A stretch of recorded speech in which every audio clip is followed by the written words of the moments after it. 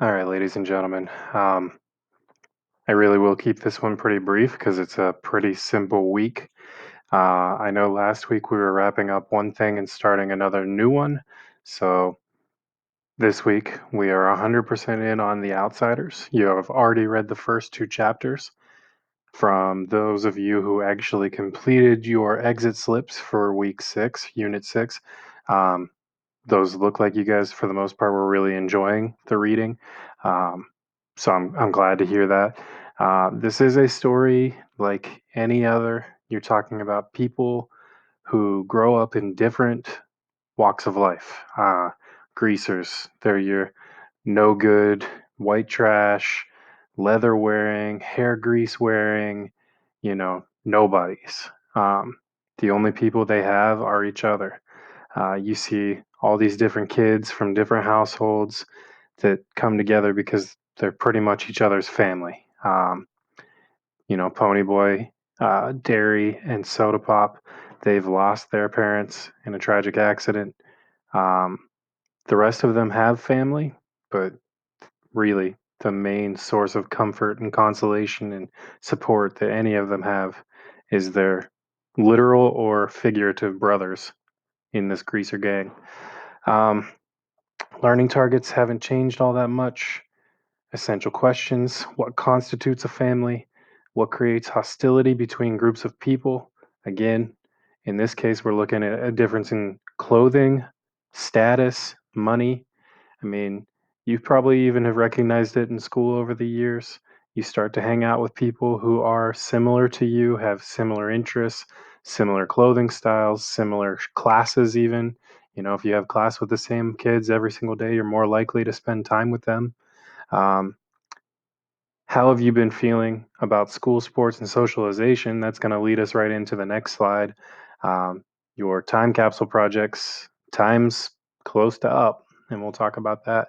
And then that last one, what was American life like during the 1960s? One person on their time capsule said, "Why were things so weird in the 60s?"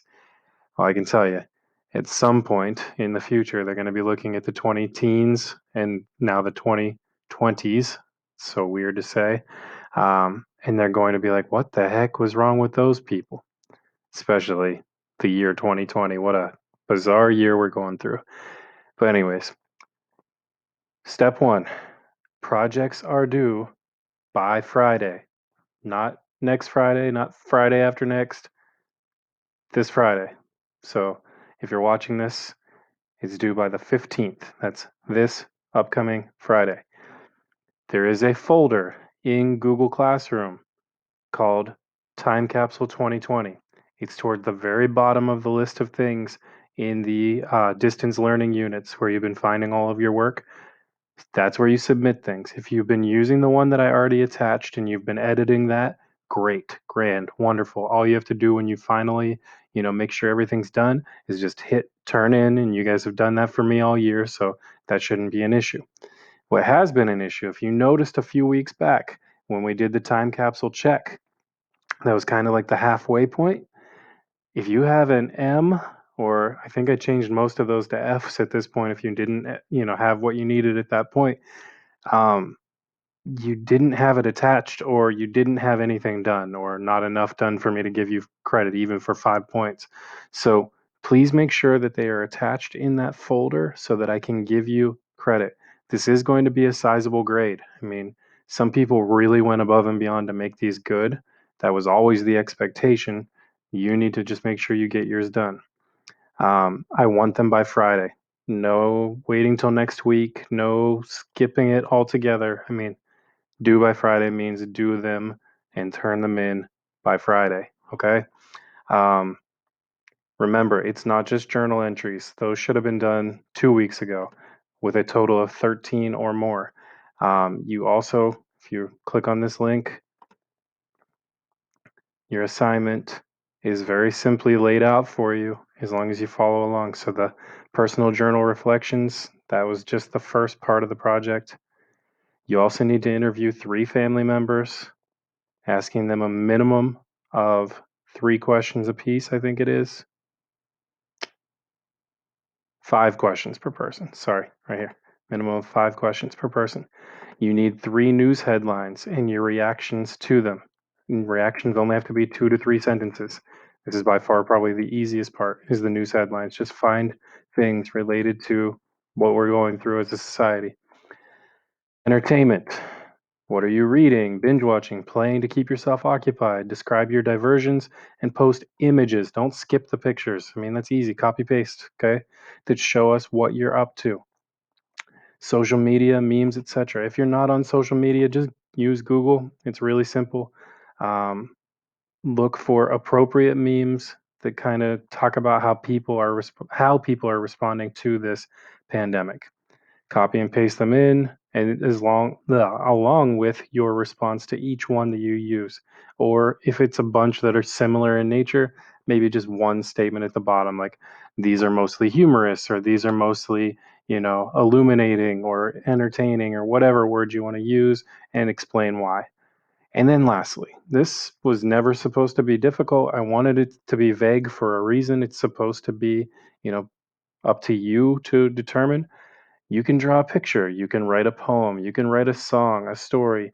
Again, you can make like a collage of memes. You could do a TikTok video for all I care. Okay, pick a moment, not pick a moment, pick something for you to express yourself in a creative way that it kind of encapsulates this whole thing we're going through. I mean, it looks like we're finally getting out of it to a certain extent, but I mean, guys, our worlds are still far from certain. We don't know if we'll be going back to school in the fall. That's a crazy statement to make. Like, let's really make sure that we're doing something to creatively encompass everything we've been through, are still going through, and what the world is like. Okay. Um, Let me close that. So that's just step one. Finish those and turn them in. If you need help, you need to ask. Don't just leave it and get an F and then react afterwards like, why'd you give me an F? Well, you didn't attach it properly. If you need help with the attachment process, I have a couple of explanations from Roman and Zach that I've left on the Padlet discussion, the Q&A discussion board. So you can absolutely at any point go back and access that. You will have a vocab quiz, so I want you to study. I, for the life of me, do not understand the quiz that we had last week, the Greek mythology final exam. It was open book, open note. Everything that we had used to that point was linked. I literally couldn't have been more clear. I said, study. It's open note. I want you to do well. I was basically encouraging you to reread everything as you were taking the quiz if you didn't remember it. Most of you did well, but some of you bombed it, and there's no reason for that. There's absolutely no reason to ever fail or even come close to failing an open note, open book test. So please take your time and study. This vocab list is on Quizlet. There are 25 terms. You have all week to study them. I posted them last week for anybody who was interested in. I think I posted them on like Tuesday or Wednesday last week, so they've been up for a while. Now we're going to be studying them. You can study them on your own. Most of them are pretty simple. Um, there is a quiz that I want you to take again before the end of the week.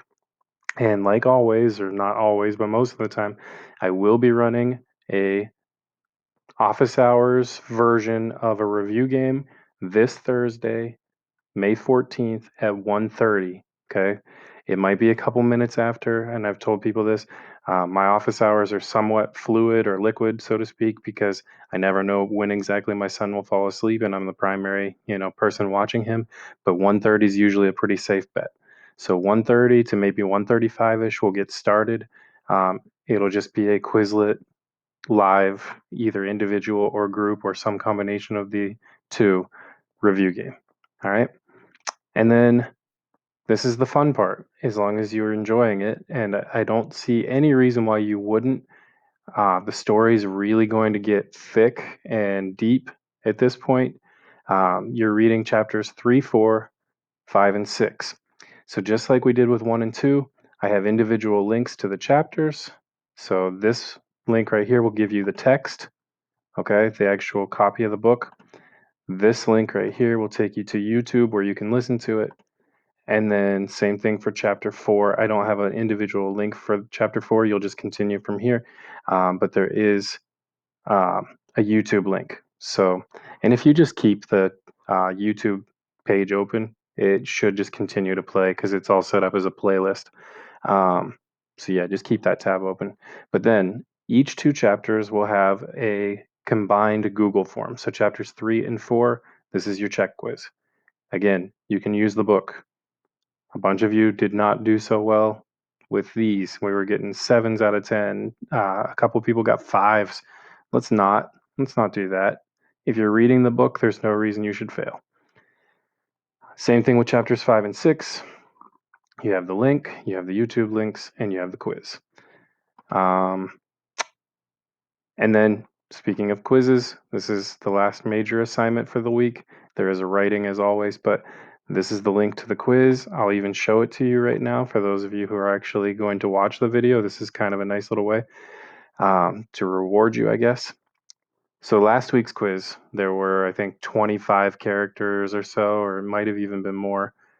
26. There's 26 characters that were all set up in one big, long, somewhat cumbersome matching grid.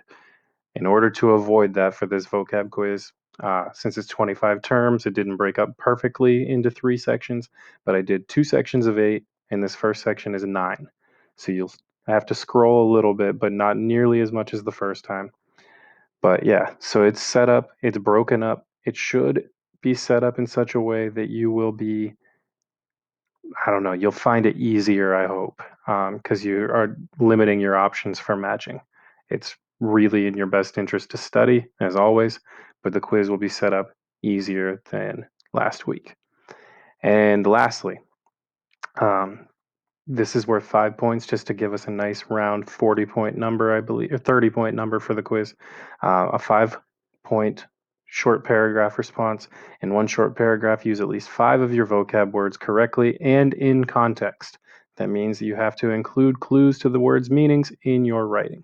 For instance, the emotional class was in hysterics as they found out that they had to complete schoolwork online. The word emotional is a context clue for the term hysterics. Get it? Got it? Good. Okay, done with that. And lastly, you do have a quick write on Padlet. I don't think you'll have any issues accessing it. I had to get a second free trial and kind of switch some things around, but I think the link will still be just fine. This one's kind of an interesting one, obviously related to the theme of the story so far. On page 34, Cherry Valance says, I'll bet you think all socias have it made. The rich kids, the West Side socias. I'll tell you something, Pony Boy, and it may come as a surprise. We have troubles you've never even heard of. So the question is, think of someone that you think doesn't have any problems in his or her life. This could be someone you know personally, or it could be someone famous. Why do you think their life seems perfect or closest to perfect? Explain.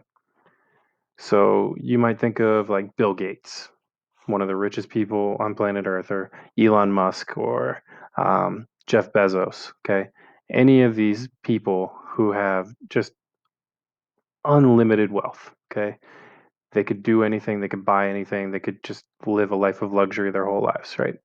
But go back to Elon Musk.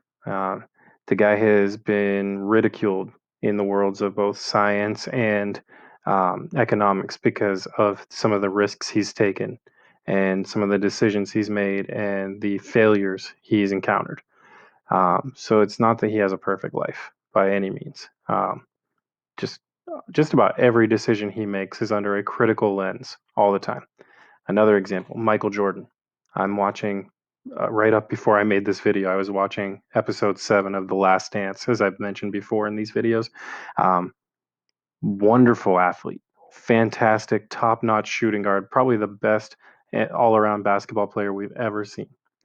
But if you've heard anything about his personal life, he wasn't a great husband. He was not always a great teammate.